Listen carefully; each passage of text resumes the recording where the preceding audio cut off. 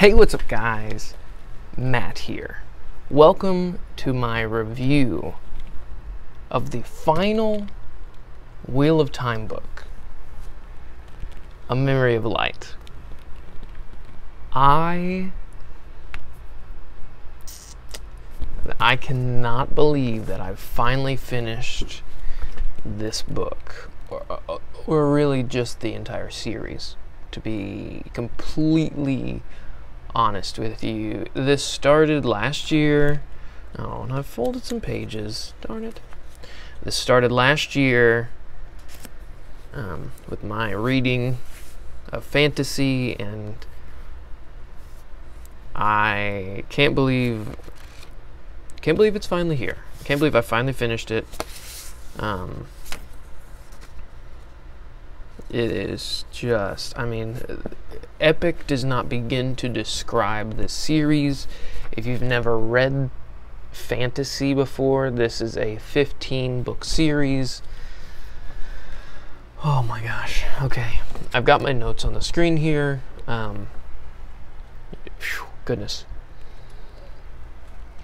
We'll start with a spoiler-free review of this book. Just for those of you, because for me personally, I would like a bit of a spoiler-free take on the book prior to starting the book. If I'm like, hey, what's A Memory of Light? What do people think of A Memory of Light? So here goes that spoiler-free portion, and then we'll get into my review scores, and then we've got some spoiler-filled thoughts. So here we go. Spoiler-free portion. Enjoy, and we'll go from there. I am at work. This video may contain a few clips from my reading of some things that occur in this book, but we'll get there when we get there. All right. This has been one of the most impactful books that I've ever read, fantasy and otherwise. This is an incredible entry in the Wheel of Time, but also an incredible ending to the Wheel of Time. I couldn't have asked for a better ending. Truly, you will be tired after reading this book. You will need tissues. You will need to take breaks. You will need hydration, because once you start reading A Memory of Light, you will not stop. This book is action-packed to the brim. Like, if this were a bottle of water or a cup of water and action was the water, it would be overflowing. There is so much action in this book. I'd say 95% of the book is action. The rest, after the entirety of the 95% action, the last 5%, you have to hold on tight. There are concepts in this book that are unbelievable. You might struggle at points, but you are in for a treat. I think, as I've said it before, Brandon Sanderson was perfect to complete this series. Robert Jordan passed away in 2007, and we were on book 11 at that point, and there are 14 books, 15 mainline books, 1 prequel, 14 full books. But Brandon Sanderson took over for book 12, 13, and 14. And he was perfect for it. Brandon has said that Robert Jordan wrote the ending of this book, the ending of A Memory of Light, years ago, prior to his passing, of course. Brandon also said that Robert Jordan wrote the epilogue, and very little of the epilogue was touched by Brandon, and man, the epilogue is something special. It is just beautiful. Robert Jordan left Brandon Sanderson a very well-developed story. In my opinion, I think Robert Jordan and Harriet leaving this book to Brandon Sanderson was good hands to take this story. Just beautiful. To say I can't believe that I finished the Wheel of Time is crazy. I can't believe that I've done it. I will say one thing about characters prior to going into the review score and then the spoilers. I love Perrin. I love Perrin. He has become one of my favorite characters. Since really The Gathering Storm, he picked up a lot. If only he would have been awesome from books 5 through 12. That's all I'll say. Book 4 Perrin was great, but we had a long journey with Perrin where I wanted more from Perrin, but we got it. Perrin's awesome. Okay, that's my spoiler-free review. Yeah, here we go. We're gonna go into a review score where I don't spoil anything, but this is just talking about things in very, very broad strokes, about scoring the book. I cannot begin to describe how much this book is a 5 out of 5. I struggled at the beginning of the book, of course, but that was mainly because of Trollocs, and I'll talk about the Trollocs in a bit in the spoiler breakdown. But here we go. Emotional impact, 5. My emotions were thoroughly impacted. I was hooping and hollering constantly while reading this book. The way the story progresses in this book, wow. You've got to read it. It's incredible. It's incredible. Characters. This is another section. Characters, 5 out of 5. Such development over the past 13 books. This book did not disappoint. These characters, we love them, we hate them, we want them to succeed, we hurt when they die, and I mean we hurt when they die. And they die in this book. Some characters that we love die in this book. Who?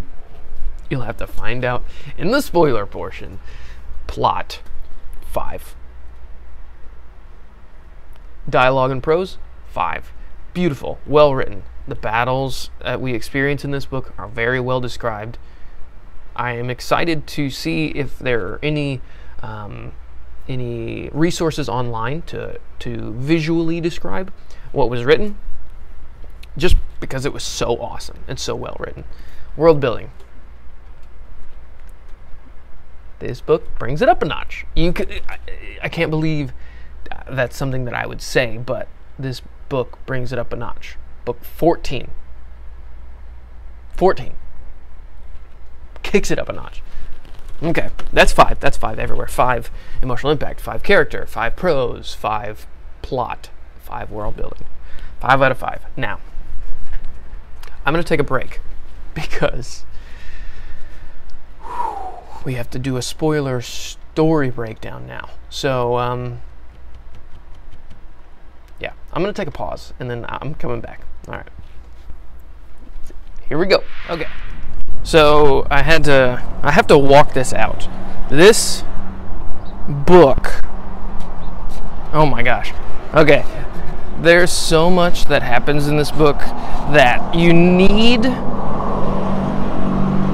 It is difficult to comprehend what occurs in this book, and it's why I need to walk it out. I'm going to start by saying thank you to Dragonmount for helping me a little bit with the spoiler summary of what's going on here, but my goodness, holy smokes. Okay, so to do this book justice, and you might hear an airplane or two.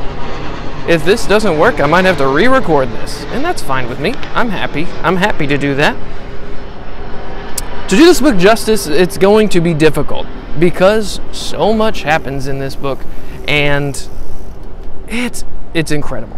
Actually, let's do this. Let's stop right here. Let's stop right here because it's beautiful right here, and I just am amazed. This book starts off with a bang, an absolute bang. Trollocs are invading Camelin. We saw that at the beginning, or excuse me, at the end of Towers of Midnight.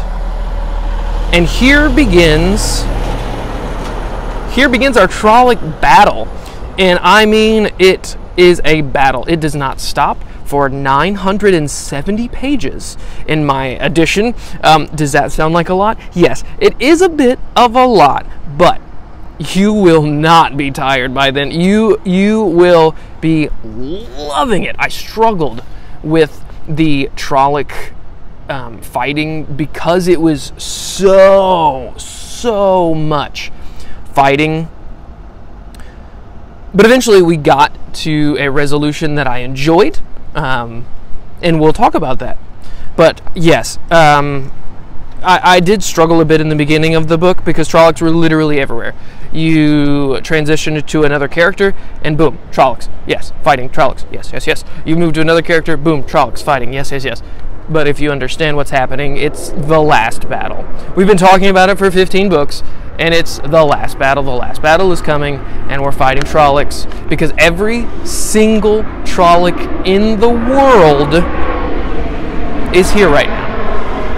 And we're fighting them. The light against the dark. So this book begins, and we are deep in the last battle. And good gracious, the last battle in this book is chapter 37. I knew that there was a chapter that Brandon Sanderson talked about, that it was a 200-page chapter. I didn't know specifically what that entailed when I started the series, because I only heard about The Wheel of Time after I was reading or looking at Brandon Sanderson and Stormlight Archive and stuff. But the last battle is that 200-page chapter, and good Lord, is it impactful and brutal and awesome and well described and just perfect. There are over 50 perspectives, and that's probably short changing the last battle. We are flipping back and forth between character after character after character, literally multiple times a page. It is spectacular. This battle is so well described that you will know exactly what's happening, exactly where you are, exactly who you are, and it is just immaculate. It is awesome. By the way, I'm at the start of my review. I've got 2 pages here. So, let's keep moving. This book had a few standout characters for me. That includes, but is not limited to, of course. And I'm going to start with someone that I have not really enjoyed prior to reading this book. And that's Perrin. Perrin was someone that I struggled with for a lot of the series. I came to deal with Perrin as my wife, and eventually we saved his wife, Fael. But yeah, so here are a couple of standout characters that surprised me, really. Perrin was one. Alver, Birgitta, and Andral. Andral was a new character that came up in The Gathering Storm. He's very good with gateways, which feels like a Brandon Sanderson put in, because Brandon Sanderson loves magic systems and is very good at magic systems. So I think that was a good thing that Brandon could create a character for the series. But here we go. We're getting right into, not getting right in, it's nearly 6 minutes in. Okay, the war begins on 4 fronts. Elaine and Bashir lead the Andorrans against the Trolloc army in Caemlyn. Agelmar and the Borderlander armies support Lan's forces at Tarwin's Gap. Gareth Bryn and Egwene face an army in Candor. Ituralde and the Aiel will lead the forces at Shael Ghul in defense of Rand. Fael is placed in charge of supplies and entrusted to find the Horn of Valir. Again, thank you to Dragonmount for the helpful summaries here. This is a good and easy way to talk about what's going on. At the Black Tower, Andral and Pavara bond one another. This is a hilarious scene. Pavara is a red Aja Aes Sedai, and Andral is a Black Tower Ashaman. They bond each other not on purpose. She bonds him, and then he bonds her exactly at the same time, and that leads to hijinks and great stuff, because the bond between the two channelers is really interesting, because they can communicate to each other through, like, thinking, which I think most warders can do, but it's a little bit different. These can do some things.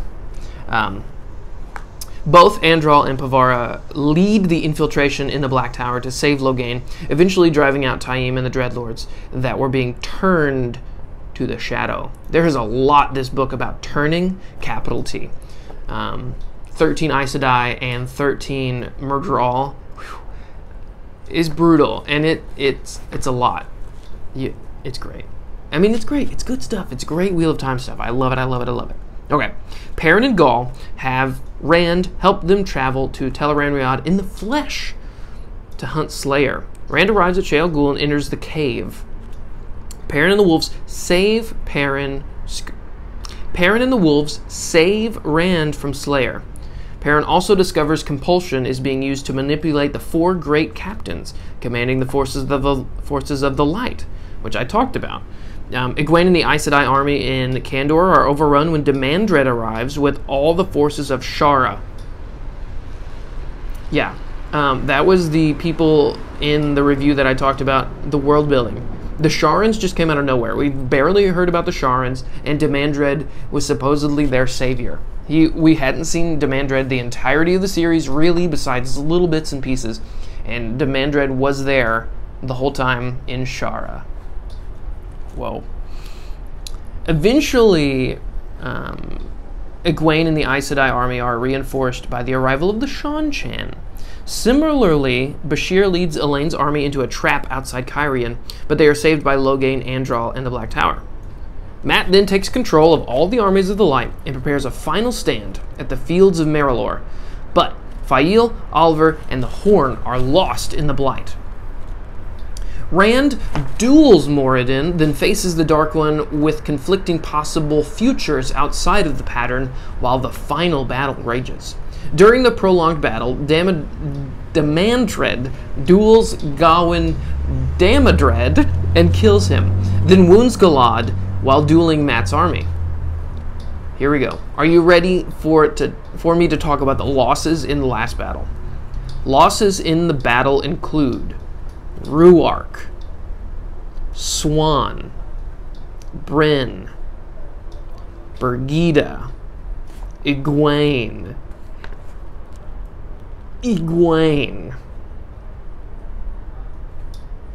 That took a lot out of me. Egwene took so much out of me. She'd recently, and I'll talk about her, but she'd recently just come up as just an amazing character for me. Whew. Mat sends the Shan-Chan army away in a feigned retreat, but Egwene defeats Taim and the Dreadlords with a new weave she calls the Flame of Tar Valon, which saves the pattern from the damage of Balefire. Lan duels Demandred and finally kills the Forsaken commander. At the same time, the return of the Shan-Chan and Oliver blowing the Horn of Valyr turns the tide and defeat the army of the Shadow and the Sharans. Oliver blows the Horn of Valyr. Logain breaks the seals. Let me just say that again. Logain breaks the seals of the Dark One's prison, and Rand baits Moradin into using Kalandor. Rand then uses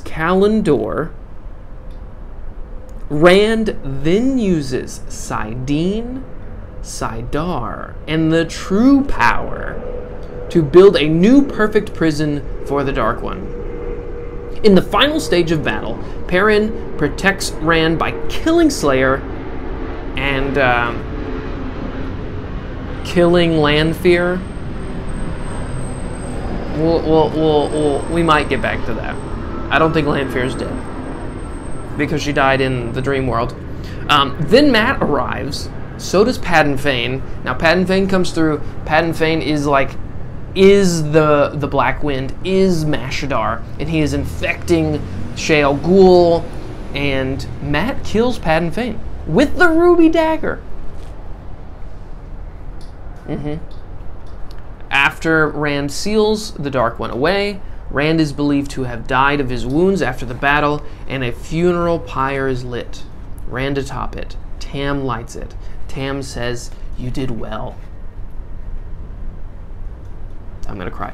Avienda, Elaine, Min know that Rand survived in Moradin's body. Body swap. As Rand rides away in secret, unable to channel, but is still affecting the pattern directly. Okay, I have more thoughts. I'm going to go back to my desk. Okay, yeah, that's the spoiler story breakdown. Good gracious, that so much happened. Okay, I'm going to go back to my desk. We're going to reconvene and just try to parse my thoughts on the story. But while we're walking and talking, thank you guys so much for being on this journey. I'm really excited to see truly how long this took me. I started this last year in, I think, April. Maybe I started reading The Eye of the World. I read other books in between. And then I eventually came to the realization that Wheel of Time was my life. Wheel of Time became my life, and I read it. I read from book 5 to book 15. Straight through, no other books in between. Good gracious. I think I've been reading since April, book 5. But here we are. I have finished The Wheel of Time. I'm excited to share my thoughts on A Memory of Light. I also had a bit of a task that I put upon myself, really. I have a daughter coming in October, and I wanted to finish this series before she came because I know I wouldn't be able to read much while she's here because I'm going to be loving her and being her dad. So that was kind of a preemptive task for myself to read and finish this series before she came. And she's not here yet, and I finished the series. So that's where we're at. I am so happy. I'm so happy. So like I said, I'm going to walk back to my desk, and we'll go from there. Okay, I'm back at my desk. Thank you guys for hanging out. I need some coffee.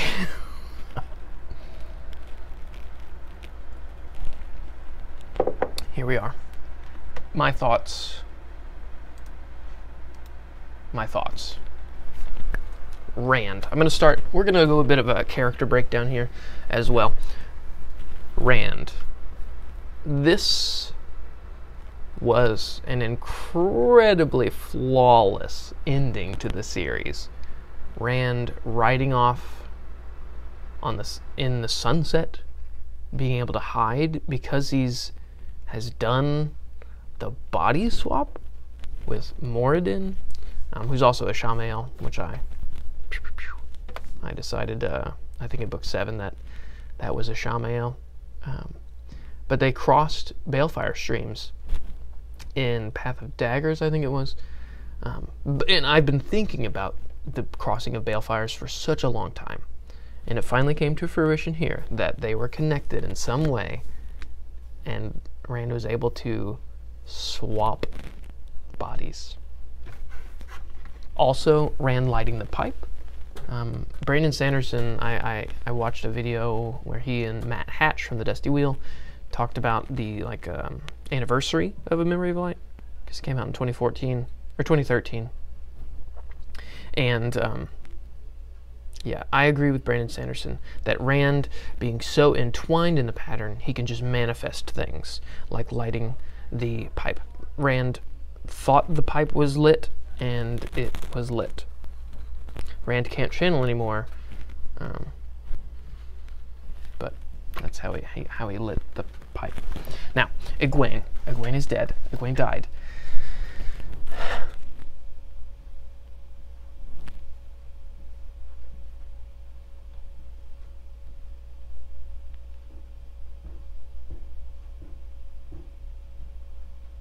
Now, I've been spoiled on this for a very long time. I knew she was going to die. Didn't know how, but holy smokes, this death scene was beautiful and very impactful. I'd fallen in love with Egwene probably in the Fires of Heaven when she became the Amerlin of the Saladar camp, and in the Gathering Storm she was just awesome, and every scene she was on the page I was itching for more. So her sacrifice in her death, killing Taim and crystallizing everything, was perfect.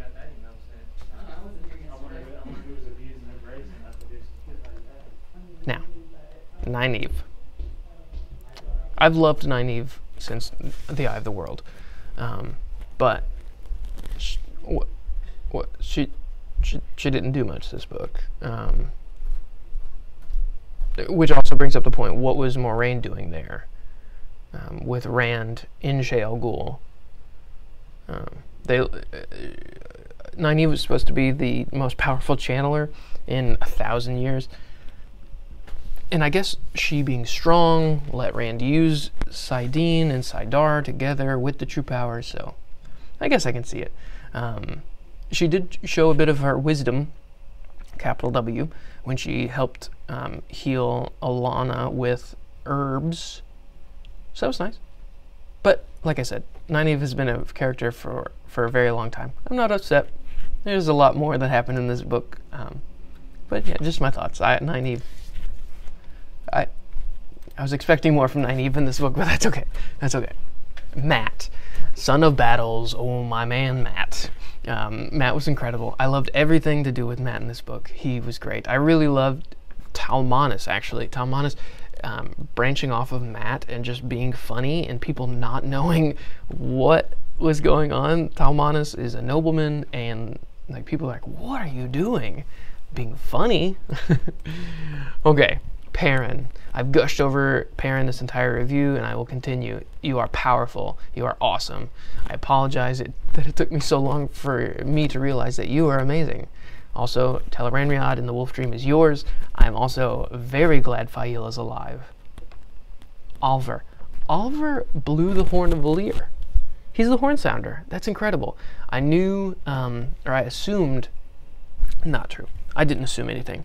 Mat, I thought he was still tied to the horn, but when he died in book 5, when Ravine balefired and did the stuff, and then when Rand balefired Ravine with a lot of balefire, brought Mat back, that relinquished him from his vows to the horn. So that was pretty cool. Gawain, okay. Coming into this book and coming into the really earlier books in the series, truly, when we met Gawain, everyone's like, Gawain, boo, poop on him. I think that's been blown way out of proportion. I don't think what Gawain did was too, like, enough to warrant the horrible, everyone hates him? I don't get it. Gawain put on the blood knife rings and ran to kill Demandred. He then got himself killed, and Egwene was shaken to her core, of course, because her warder died.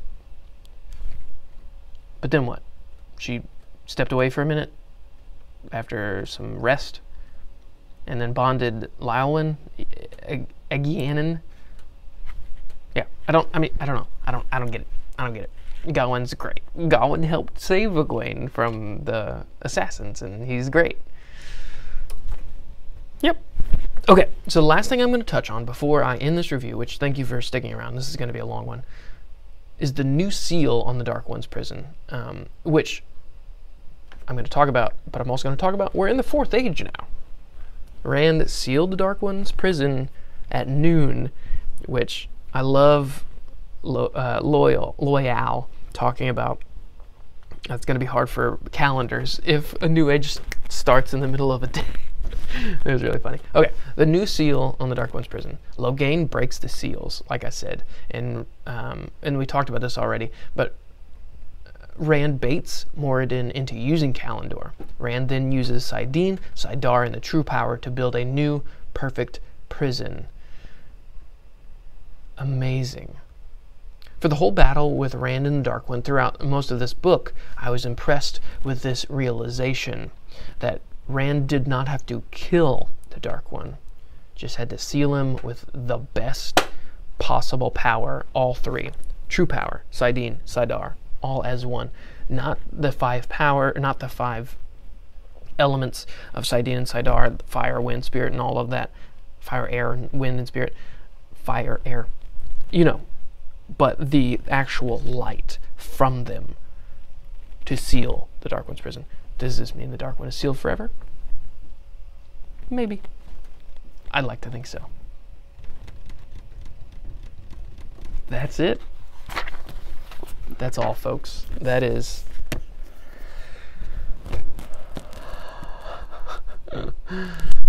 I've done it.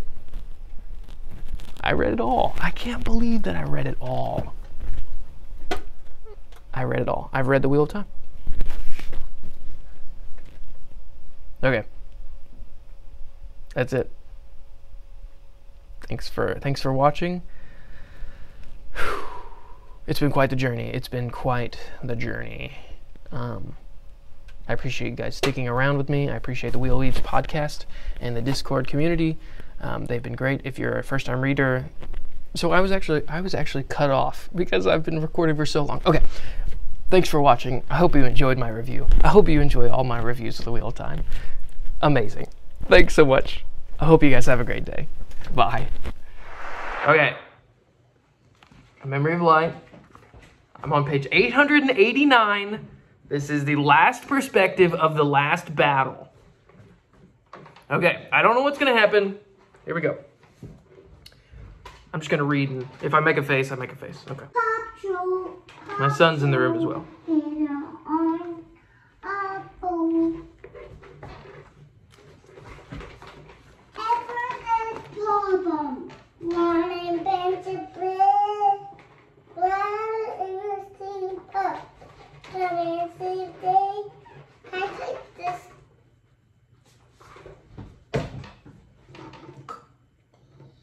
Can you take that where? Sure.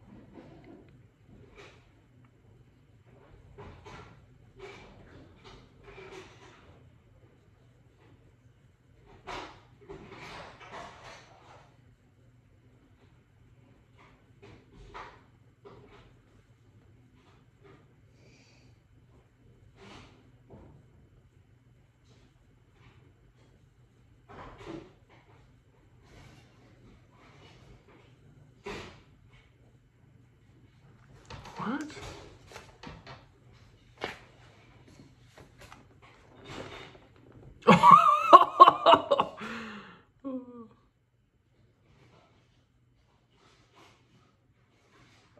What?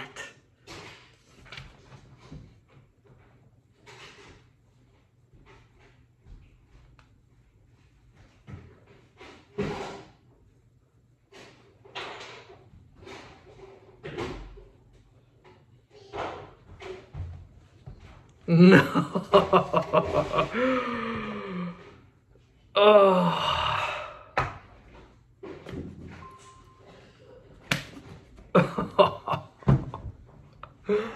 Oh. Okay. Back to reading.